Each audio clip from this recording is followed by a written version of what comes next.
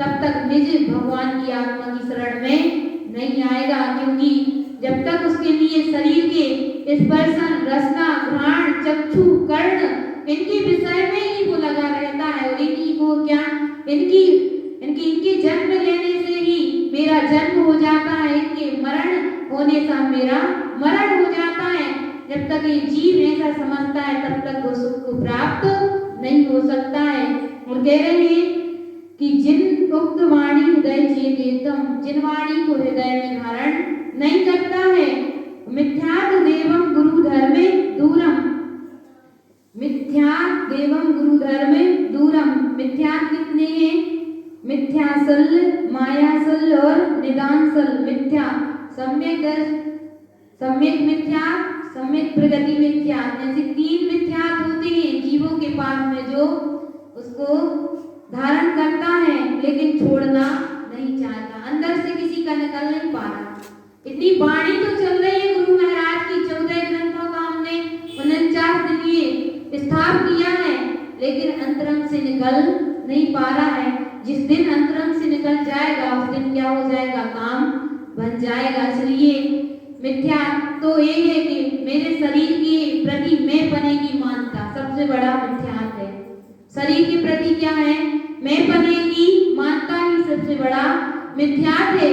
क्योंकि शरीर में, अगर शरीर के ही प्रति हमें कुछ चाहिए है, जैसे घर में कोई 5 इंद्रिय के स्पर्श के भोग चाहिए, कुछ नहीं है, उनने कहा ऐसी मानता कर लो तो आपके घर में ऐसा हो जाएगा। आपके घर में इस चीज की नहीं है वैसी मानता, हमने ऐसा किया था, आप भी वैसी मानता कर लो तो आपके घर में वैसा हो जाएगा।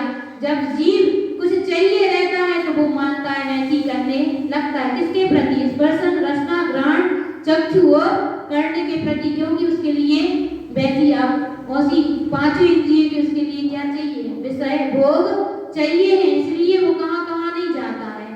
जिसको तू ये खोज रहा बंदे, वह मालिक तेरे अंदर है, बाहर के मंदिर कृत्य में सच्चा मंदिर अंदर है।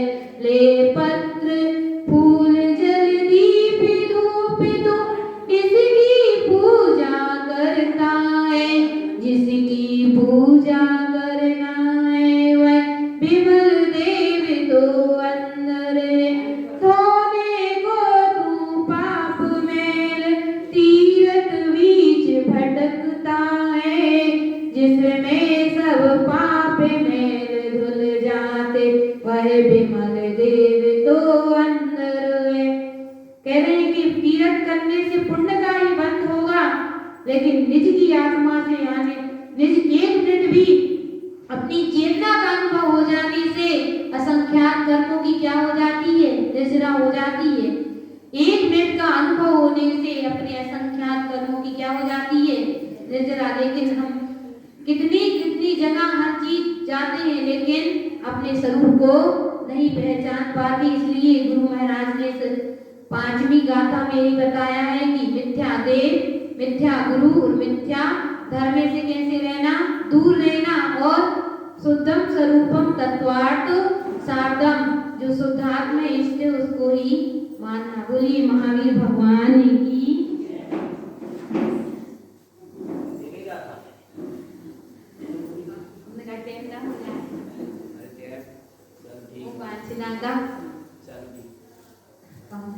जी जी का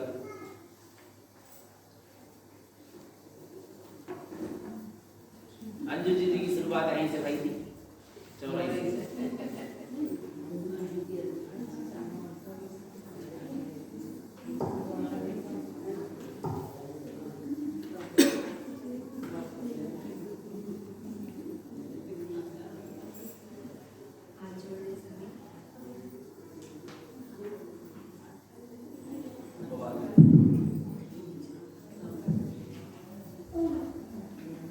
स्मरण करेंगे।